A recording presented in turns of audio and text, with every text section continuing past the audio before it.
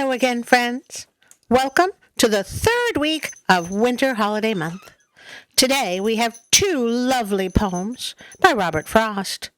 But a more exciting thing, we have an illustration by Cozy Mozzie Foxish that Cottontail, a friend of the channel. It is such a beautiful image, and I'm honored to show it to you. Robert Frost was an American poet who wrote mostly about rural life in New England and won a Pulitzer Prize for poetry. Mr. Frost himself said of writing poetry, "No tears in the writer, no tears in the reader. No surprise for the writer, no surprise for the reader." I think that explains one of the reasons his poems are so beautiful. The first person he had to impress was himself. So join me now as we read Christmas Trees by Robert Frost. The city had withdrawn into itself and left at last the country to the country. When between whirls of snow not come to lie and whirls of foliage not yet laid, there drove a stranger to our yard who looked the city, yet did it in country fashion, in that there he sat and waited till he drew us out, a button and coats, to ask him who he was. He proved to be the city come again, to look for something it had left behind, and could not do without, and keep its Christmas. He asked if I would sell my Christmas trees, my woods, the young fir balsams, like a place where houses all are churches and have spires. I hadn't thought of them as Christmas trees. I doubt if I was tempted for a moment to sell them off their feet, to go in cars and leave the slopes behind the house all bare, where the sun shines now no warmer than the moon. I'd hate to have them know it if I was.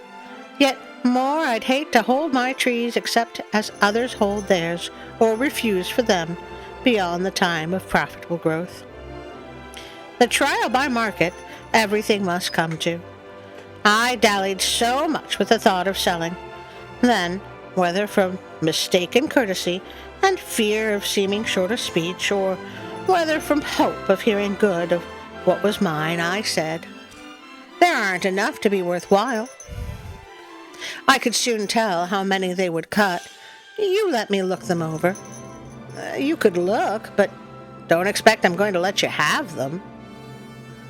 Pasture they spring in, some in clumps too close, that lop each other of boughs, but not a few, quite solitary and having equal boughs, all round and round.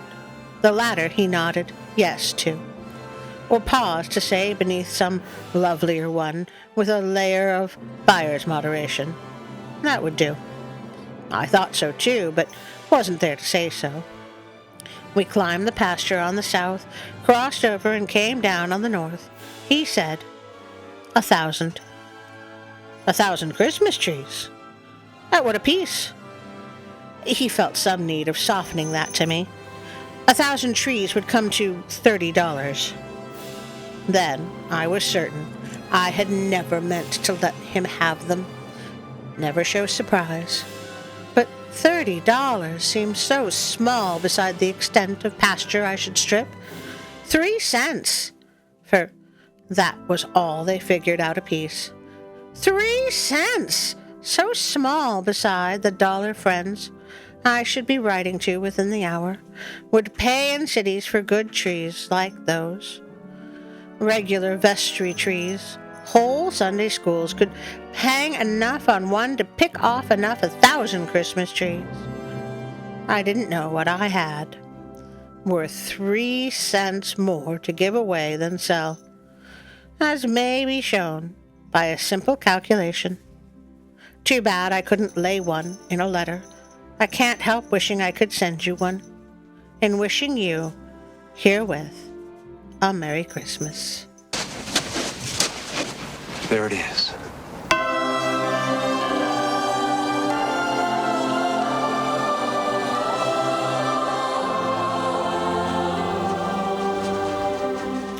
$30!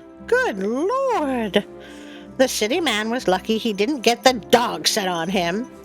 I think I'd have let go of Rosie and let her explain what I thought of that. Oh, if you're a new friend, Rosie is my dog. I also have Tiger, but as much as I love him, he's a coward.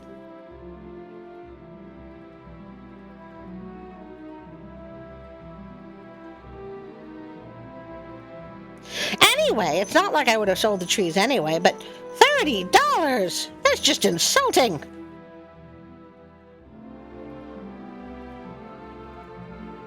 Okay.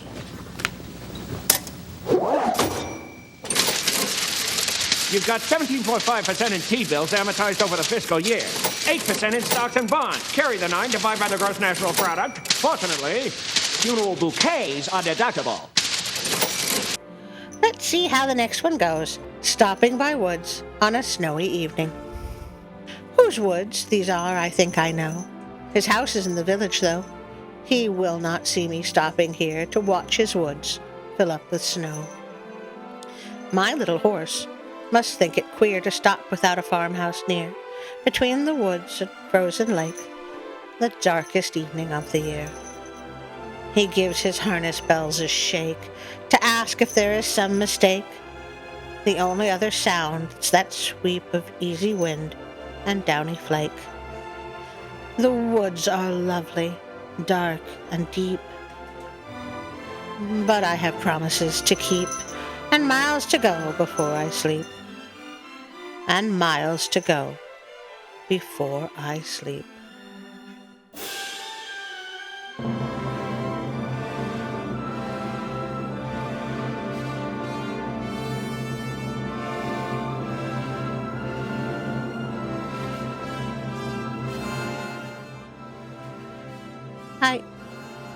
I almost feel guilty talking after that poem. Well, I don't know about you, but I was right there with him. Now I want to take a trip to the mountains. Oh, thank you so much for that request. I really enjoyed those, more than I can say. Well, it's time I asked you to like, share, and subscribe. Please also leave a comment or feel free to request the last winter holiday story. I would like to thank Pixabay.com for the images and sounds and music and vectors and pictures and, well, everything. It helps out my little tiny channel. If you would like to support me on Patreon, Instagram, or Facebook, there are links in the description below. And don't forget the notification bell so you will know when I put out a new video every single Sunday. Because that's just kind of what I do. And of course, I couldn't do this without you. Your input, your requests, your friendship. I cannot thank you enough. And now, for a special thank you for my Patreon friends. Happy holidays, friends. I would like to thank you, my Patreon friends, for making this year so special for me. So, my undying gratitude to Robinson, Ida, Darren, Teresa, Brick's Journey, no matter what Larry says, Karen, William, Josh, Colleen, and Callum, Celeste, Mom, HW, Bernie, Mike from Japan, Kyla, and now also Alicia. And I would like to thank my moral supporters, Darla and Alicia. Not to be confused with Alicia. Anyway, no matter. I love you with all my heart. Thank you. May your next year bring you all peace and joy. Thank you.